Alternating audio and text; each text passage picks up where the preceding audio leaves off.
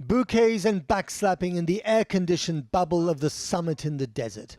For European leaders, all fighting off populist challenges at home triggered by the migration crisis, this meeting was above all about one issue.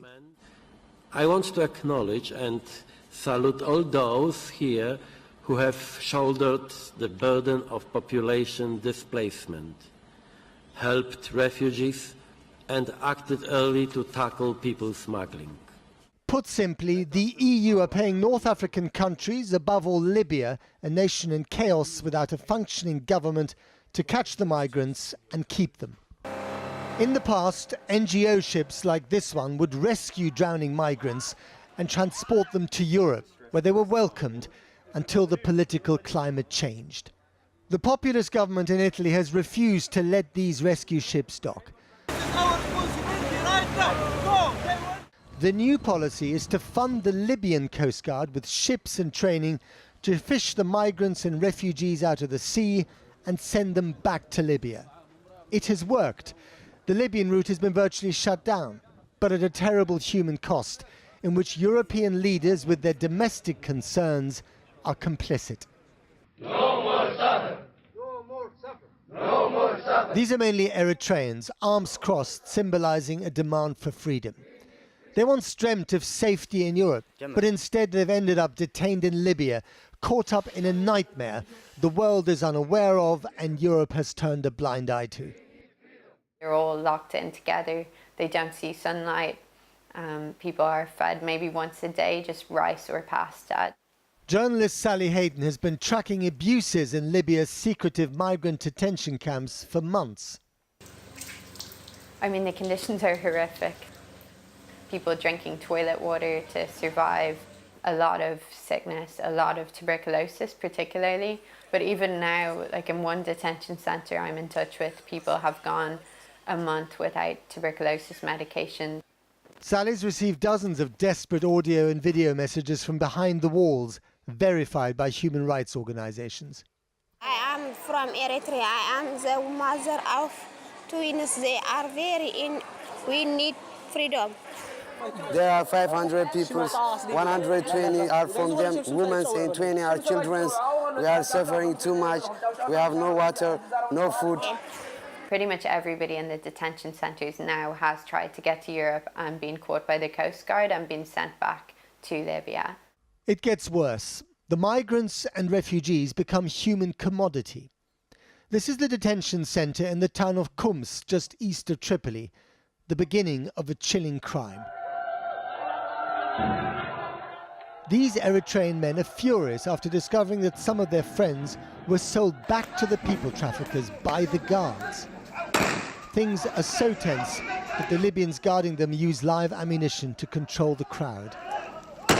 Despite these protests, the traffickers came back, and many of the men pictured here were later taken away. The UN confirmed that people had indeed gone missing from the Kums detention centre, and it expressed concern for their well-being. That concern is not misplaced, as these horrific images apparently demonstrate. Migrants sold back to the trafficking gangs are often tortured on camera.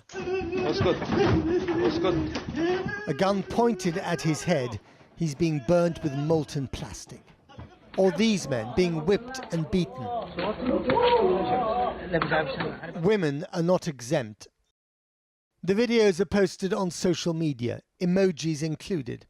They demand the victims' families crowdsource ransom payments to keep their relatives alive. Call it the Abu Ghraib of the migrant crisis.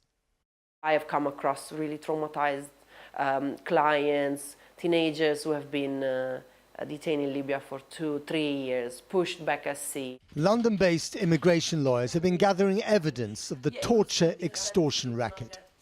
They were tortured on the phone while the traffickers will call their mom or their dad. They will torture them to scream, and the parents will be told they had to pay huge sums of money to save them. I have seen here clients covered with scars, completely traumatized. We have got medical reports about the effects of what they went through in Libya. Graffiti on the walls of Libyan detention centres spells out the despair. Whoever comes into this house, may God help you, says this message. 3 people sold to smugglers on the 7th of December 2018.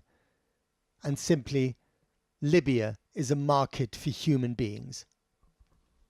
Current EU policies seem designed to curb migration by funding and training the Libyan Coast Guard, while doing little to monitor the conditions in the camps. The situation is definitely being used by the Europeans because it suits their objective. The number one priority for European governments is to stop refugees and migrants from crossing the Mediterranean and arrive in Europe. Then they are not actually acting to stop the human rights violations in Libya. Channel 4 News contacted the European Commission with our findings. They said, our priority in Libya has always been saving lives, protecting people, fighting trafficking and smuggling, and supporting the vulnerable. That's on paper. That's the official line at the summit, where Arab leaders have been raising the price for dealing with Europe's migration problem. Yet the human cost is measured not in euros, but in broken lives. Matt Fry reporting. Well, joining us now from New York is the Portuguese socialist member of the European Parliament and former diplomat, Ana Maria Gomes.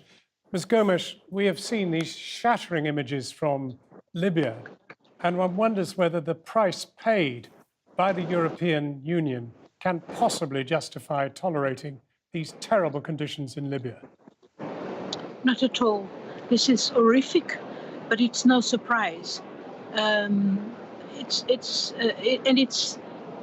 tremendous, the callousness, the hypocrisy, the cynicism of those in the European Union, in the European Commission, but as well in the European Council, all governments, including the British government, that are pretending that they are saving lives, where they know very well that in Libya there is no such thing as the Libyan Coast Guard. What there are militias infiltrated by all sorts of criminals, networks, and including terrorist groups. They are the ones who have been paid by the EU to pretend that they are a fictional Libyan Coast Guard to indeed push back the migrants. They are the ones who explore the migrants, who sell the migrants. This is nothing new. This already existed in the days of Gaddafi.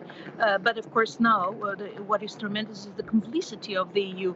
EU governments go after this fascist regime government in Italy of Salvini, who there's no indeed migrant crisis. The number of people arriving in Italy has decreased 95% compared to 2015. Well, now, Ms. According Gomes, to the Commission figures. Ms. So Gomes, there is no real migration crisis, and it's the fact that European governments don't counter the narrative, the nasty narrative of right-wing governments such as the Salvini government that explains this shame. Well, now, that may be what voters want, but what I want to know from you is there any possibility of your mustering some kind of majority in the European Parliament to roll this back, or is it just a rubber stamp? Look, in the European Parliament, we have confronted numerous times the Commission and member states, the Council, with indeed this rhetoric that doesn't match the reality. But they keep denying it because they are afraid to counter the narrative. Even mainstream governments go after this nasty narrative of extreme right-wing, pretending there is a major migration crisis and that we are being invaded by foreigners. That's not true. And indeed they are, with their policy, actively conniving with a policy that indeed kills people, that indeed is about exposing people to torture, to this human trafficking. By not opening safe and legal ways, controlled ways, we are actually feeding the mafias that are running this trafficking, this human trafficking.